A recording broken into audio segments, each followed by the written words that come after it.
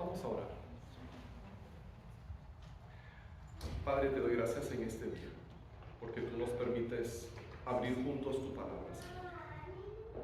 Y te pido, Padre, que nos hables hoy, que sea tu Espíritu Santo el que nos guíe y nos dé entendimiento de tu verdad y de tu palabra. Y te pido esto, Señor, en el nombre de Cristo Jesús. Amén. Les voy a contar una historia que es de algo que me sucedió cuando tenía quizás unos 11 o 12 años. Había ido a la piscina para nadar con algunos amigos y me encontraba parado a la orilla con una muchacha que tenía, no sé, 1 o 2 años menos que yo. Y estábamos ahí junto a la piscina y de repente se me ocurrió una idea. Y yo pensé, esta niña está aquí, yo la podría empujar y se caería directamente a la piscina. Ahora, yo sabía que ella no sabía nadar, pero eso no sería ningún problema, yo la podría rescatar después de la piscina, pero qué divertido sería darle un empujón y ver cómo se caía a la piscina y se quedaba ahí dando manotazos. Entonces, tan pronto entró el pensamiento en mi mente, lo puse en acción y le di un empujón y fue exactamente como había pensado. La niña cayó a la piscina y estaba ahí dando bocanadas y tratando de salir, y pues me agaché y la tomé de la mano y empecé a ayudarle a salir. Ahora, no le pasó nada a la niña, felizmente, pero como ustedes se han de imaginar, su madre no estuvo muy contenta conmigo y le tuve que pedir muchas disculpas. Ahora, ustedes seguramente están ahí pensando, pero pastor, qué malo es usted. Y no lo niego, fue una cosa muy mala. Pero me imagino que si todos nos ponemos a pensar, podemos recordar cosas similares que hemos hecho.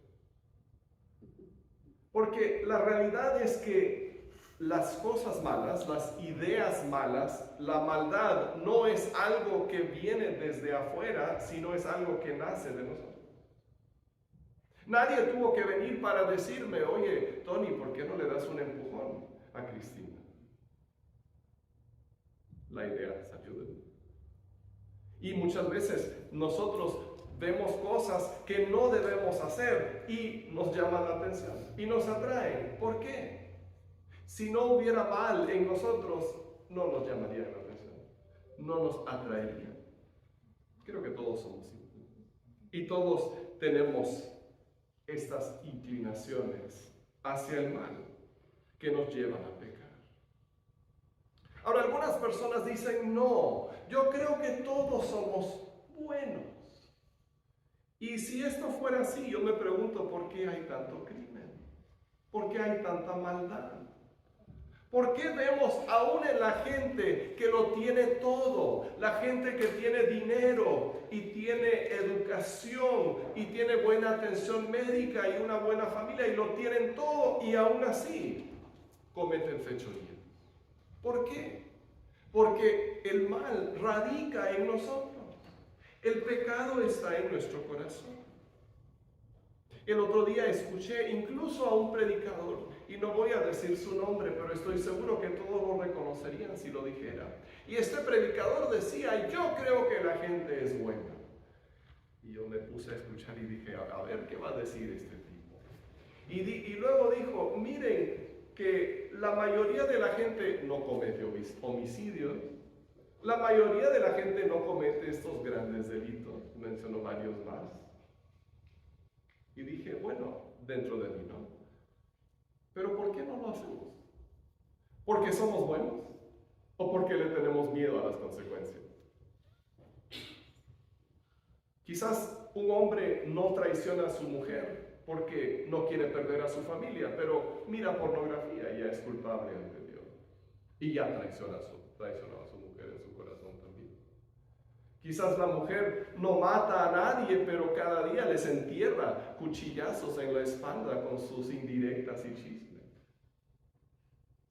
Entonces pensamos que somos buenos porque no hemos cometido grandes delitos, pero pero muchas veces es simplemente porque no hemos querido pagar las consecuencias. Es por temor, no es por bondad. ¿Qué dice la Biblia acerca de nuestra situación? Vamos a ver lo que nos dice Romanos capítulo 5, versículos 12 al 14. Romanos capítulo 5, 12 al 14, dice así: por medio de un solo hombre, el pecado entró en el mundo, y por medio del pecado entró la muerte. Fue así como la muerte pasó a toda la humanidad, porque todos pecaron. Antes de promulgarse la ley, ya existía el pecado en el mundo. Es cierto que el pecado no se toma en cuenta cuando no hay ley. Sin embargo, desde Adán hasta Moisés, la muerte reinó, incluso sobre los que no pecaron quebrantando un mandato, como lo hizo Adán, quien es figura de aquel que había de venir. Ahora, aquí no se termina el pasaje, pero vamos a detenernos aquí para ver qué nos está diciendo Dios en su palabra. Todos tenemos un mismo antepasado, que es Adán. Eso significa que solamente hay una raza humana, ¿no? Hablamos de diferentes razas, ¿ok? Pero solamente hay una raza humana porque descendemos de un solo hombre. Y ese hombre, el ancestro que todos compartimos, tomó una mala decisión. Desobedeció el único mandato que Dios le había dado y se rebeló contra Dios. Y cuando él tomó esa mala decisión, el pecado entró al mundo. Y detrás del pecado vino la muerte. Algunas personas le quieren echar toda la culpa a Adán. Dicen, ¿por qué voy a pagar yo por algo que hizo ese hombre hace tantos miles de años? Pero fíjense con cuidado en lo que dice el pasaje que acabamos de leer. Dice, fue así como la muerte pasó a toda la humanidad, porque todos pecaron. Si bien es cierto que el pecado entró al mundo por medio de Adán, todos hemos hecho lo mismo que hizo él. Entonces Dios no te va a condenar por el pecado de Adán, te va a condenar por el pecado que tú has cometido. Adán fue el que abrió la puerta, pero todos hemos seguido por ese mismo camino. La realidad es que todos hemos pecado. Y aún el hecho de tener la ley de Dios no nos ha salvado, sino que más bien nos ha hundido más. La ley es perfecta, pero saca a relucir nuestro pecado. Aquí el apóstol Pablo menciona algunas cosas que muestran que él está viendo, por decirlo así, toda la historia de la humanidad, desde Adán hasta Moisés y luego hasta Jesús. Y dice, ok, vivió gente entre Adán y Moisés. Ellos no habían recibido todavía la ley de Dios, ¿no? Los 10 mandamientos y todas esas otras leyes. Y sin embargo, seguían muriendo. Porque tan grave es el pecado. Y cuando llega la ley, cuando Dios dice no matarás y no tendrás otros dioses delante de mí y no tomarás en vano el nombre de Dios. Cuando Dios da todas esas leyes, ¿quién las obedece? Nadie. Entonces, aunque la ley es perfecta, pero simplemente saca en relieve la gravedad de nuestro pecado. Y por eso está tan equivocada la gente que dice, bueno, yo creo que voy a quedar bien con Dios porque trato de obedecer los 10 mandamientos. Yo soy una buena persona. Yo trato de hacer el bien. Pero esa no es precisamente la cuestión. Porque Santiago nos dice esto. Porque el que cumple con toda la ley, pero falla en un solo punto, ya es culpable de haberla quebrantado todo.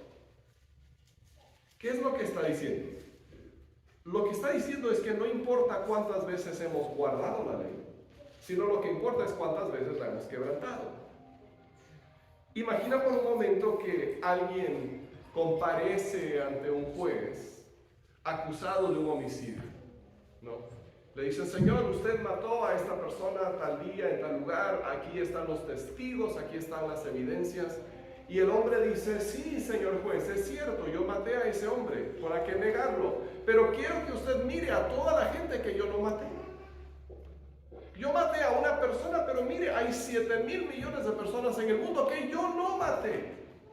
Así que por favor no me castigue, si mire cuántas personas he dejado con vida. ¿Ustedes creen que el juez no va a aceptar esa defensa de parte del hombre? Claro que no. Porque lo que importa no es el mal que no hiciste, sino el mal que hiciste. Y todos hemos quebrantado las leyes de Dios. Todos hemos pecado. Todos hemos desobedecido lo que Dios nos manda. Nos hemos mostrado pecadores porque hemos desobedecido. Y por eso la Biblia dice en otro lugar: no hay un solo justo. Ni siquiera uno. No hay nadie que entienda, nadie que busque a Dios. Todos se han descarriado, a una se han corrompido. No hay nadie que haga lo bueno. No hay uno solo. Podríamos imaginarnos a toda la humanidad como pasajeros en un crucero que se está hundiendo. Van a terminar al fondo del mar si algo no cambia. Y esos pasajeros podrían hacer una gran fiesta en la cubierta del barco, pero eso no cambia el hecho de que se están hundiendo. Podrían decir: miren, aquí estamos con todos nuestros amigos, pero eso no cambia el hecho de que el barco va a naufragar. Y esa es la realidad de todos. Todos hemos pecado. Todos nos estamos muriendo en nuestra alma, nuestro espíritu y nuestro cuerpo. ¿Por qué? Porque el pecado nos está destruyendo. La gran noticia del Evangelio es que la historia no termina ahí. Si seguimos leyendo en Romanos 5, ahora los versos 15 al 17, encontramos esto. Pero la transgresión de Adán no puede compararse con la gracia de Dios. Pues si por la transgresión de un solo hombre murieron todos, cuánto más el don que vino por la gracia de un solo hombre, Jesucristo, abundó para todos. Tampoco se puede comparar la dádiva de Dios con las consecuencias del pecado de Adán. El juicio que lleva a la condenación fue resultado de un solo pecado, pero la dádiva que lleva a la justificación tiene que ver con una multitud de transgresiones. Pues si por la transgresión de un solo hombre reinó la muerte, con mayor razón los que reciben en abundancia la gracia y el don de la justicia reinarán en vida por medio de un solo hombre, Jesucristo. Volvamos a la comparación del crucero. ¿Has oído del Titanic? Creo que es el naufragio más famoso de la historia. Cuando se hundió ese barco, 1,500 personas fallecieron. Y una de las cosas que pasó con el Titanic es que no había suficiente lugar en los botes salvavidas para que todos vivieran. Solamente había lugar en los botes salvavidas para más o menos la mitad de la gente que iba en el barco. Entonces, aunque la gran mayoría de los botes salvavidas se llenaron, pero simplemente no había cupo para todos ahí. Era, una vez que el barco se empezó a hundir, era inevitable que por lo menos la mitad de la gente falleciera. Y básicamente eso es lo que sucedió. Pero para nosotros, sí hay suficiente cupo en el bote salvavidas. Dios nos ha provisto una manera de rescate, de salvación, que es suficiente, amplia para todos. Todos podemos caber ahí. Dios nos está ofreciendo la oportunidad de escaparnos de ese bote que se está hundiendo y quedar a salvo.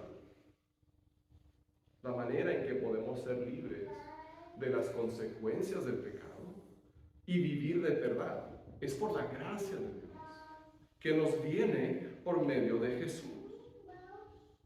Ahora, cuando hablamos de la gracia de Dios, hay que aclarar a qué nos estamos refiriendo. Porque usamos esa palabra de diferentes maneras, ¿no? Cuando alguien nos cuenta un chiste, podríamos decir, eso me dio mucha gracia. Pero la gracia de Dios no es ningún chiste. O podemos decir de alguien, sobre todo una mujer que se mueve con mucho garbo, podríamos decir, esta persona se mueve con gracia. Pero eso no es exactamente a lo que se refiere la gracia de Dios. Tampoco. Jesús contó una historia que nos ilustra lo que es la gracia de Dios. Es la historia de un joven que decidió irse de la casa porque quería gozar de la vida. Entonces le pidió a su padre que le adelantara la porción de la herencia, o sea, de todos los bienes que le iba a corresponder a él cuando muriera su padre. Y tomó lo que su padre le dio y se fue a la ciudad para gozar de la vida. Pero un día se le acabó todo lo que tenía. Se vio obligado a trabajar dando de comer a unos asquerosos cerdos. Y estando ahí en la pocilga muriéndose de hambre, recapacitó y decidió regresar a su padre. Él pensó que de ninguna manera su padre lo iba a recibir otra vez como hijo, pero que quizás le podría dar trabajo como algún empleado ahí en la finca.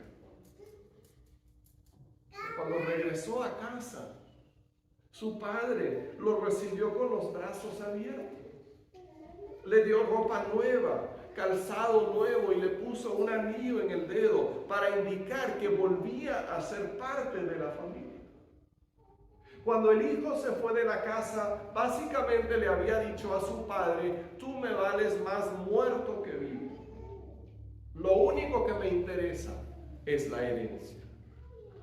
Entonces, al regresar a la casa, tan fácilmente el padre le podría haber reclamado, oye hijo, ¿y cómo te fue? Tú ya no perteneces a esta familia. Pero no le dijo eso, sino que lo recibió, lo aceptó, lo perdonó. Y así es la gracia de Dios. La gracia de Dios es algo que jamás podríamos merecer. Dios recibe al pecador y le da lo que no merece. Porque lo que todos merecemos en base a nuestro pecado es el infierno. Ahí es donde deberíamos estar. Pero Dios en su gracia nos extiende la mano y nos dice, ven, te voy a sacar de esa muerte y te voy a pasar a vida. Ven, vive conmigo. Sí, yo sé que me has fallado y me has traicionado y me has desobedecido, pero te ofrezco mi perdón. Y Dios pagó por todo lo que hemos hecho en la cruz. Y lo que Jesús hizo en la cruz es suficiente para pagar por todos nuestros pecados. Y no solamente los nuestros, sino los de todo el mundo. Así nos dice Primera de Juan 2:2. Él es el sacrificio por el perdón de nuestros pecados. Y no solo por los nuestros, sino por los de todo el mundo. Es decir, que el sacrificio de Jesús es suficiente para dar vida a todos. El sacrificio de Jesús es suficiente para deshacer el pecado de toda la humanidad y rescatarnos a todos de la muerte. O sea, el bote salvavidas tiene espacio para todos. Pero hay un detalle. Esa gracia de Dios, que es tan amplia, se tiene que recibir. No es automática, la tenemos que aceptar. Lo acabamos de leer en Romanos 5:17. Con mayor razón, los que reciben, ¿ves esa palabra? Los que reciben en abundancia la gracia y el don de la justicia reinarán en vida por medio de un solo hombre, Jesucristo. Tenemos que recibir la gracia de Dios por fe. Tenemos que entregarnos a Él y confiar en Él si queremos ser salvos. Si no, seremos como pasajeros en el crucero que se hunde y que dicen, no, es que aquí nos gusta más. Sí, yo sé que allá podemos estar a salvo, pero nos queremos quedar aquí, está mejor. Aquí hay más vida, no sé qué. Si no queremos trasladarnos al bote salvavidas, nos vamos a hundir. Y si no queremos aceptar la oferta de gracia que Dios nos da por medio de Jesucristo, entonces nos quedamos en la muerte, nos quedamos en la condenación, nos quedamos en la destrucción. Solamente serán salvos los que han dejado el crucero del pecado que se está hundiendo y se trasladan por fe a Jesús. La Biblia declara en Romanos 10:9 que si confiesas con tu boca que Jesús es el Señor y crees en tu corazón que Dios lo levantó de entre los muertos, serás salvo. Ahora, puede ser que estés aquí hoy y nunca hayas tomado esa decisión. Nunca te hayas entregado de corazón a Cristo. Nunca hayas dejado el barco que se está hundiendo. Y te das cuenta de que tu pecado, tu desobediencia te está llevando cada vez más lejos de Dios. Y hoy puedes cambiar de rumbo, puedes cambiar de destino. Dios te abre las manos. Él te dice, ven. No tienes que mantenerte alejado de Él. Puedes poner tu confianza en Cristo y ser salvo. Pero también Dios nos llama a ver el mundo como Él lo ve. En este mundo solamente hay dos clases de personas. Solamente hay dos clases de personas. Hay personas que por el pecado que nos afecta a todos van hacia una eternidad sin Dios. Van hacia la muerte y la condenación. Esa es una clase de personas. Y hay personas que han aceptado por fe el sacrificio de Jesús como único y suficiente pago por sus pecados. Y ahora su destino es el cielo. Y van a estar para siempre con Dios. Y yo espero que todos nosotros estemos en esa segunda categoría, porque le hemos entregado nuestra vida a Cristo. Pero ¿qué de la gente que nos rodea? ¿Nos importa su destino eterno? La Biblia nos dice, ahora bien, ¿cómo invocarán a aquel en quien no han creído?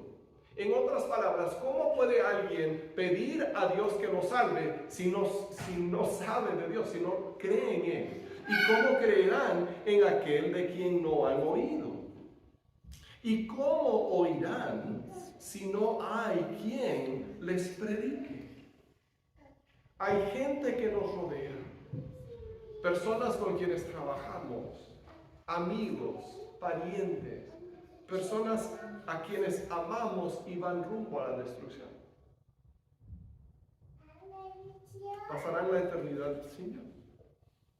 Pero nosotros les podemos ofrecer la solución, si conocemos a Cristo. Tenemos la solución en las manos. Entonces aprendamos a ver a las personas como Dios las ve.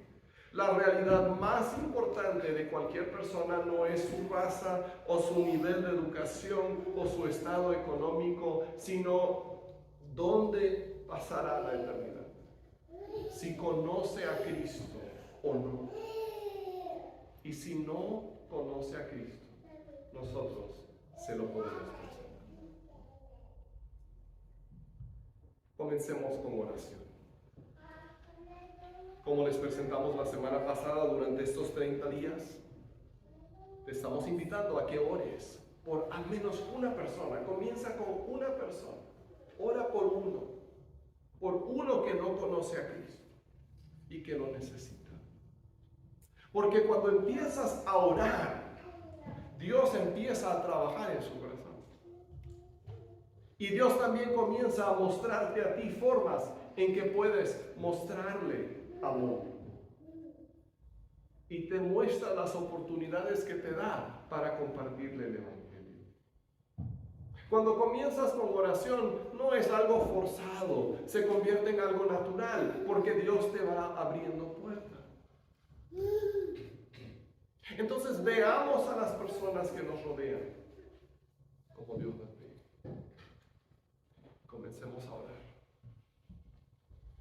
para que puedan conocer la salvación que nosotros también tenemos en Cristo.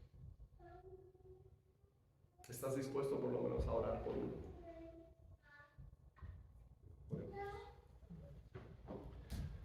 Padre Celestial, gracias, porque sin merecerlo, tú nos has dado la salvación en Cristo. Y te pido, Padre, que nos abras los ojos y que podamos ver la gente como tú los ves, Señor. Yo te confieso, Padre, que muchas veces yo no los he visto así. Pero te pido, Padre, que nos quiebres el corazón con la necesidad que hay a nuestro alrededor. Y que podamos comenzar a ser portadores de buenas nuevas, heraldos de salvación, Señor. Y así te lo pido en el nombre de Cristo.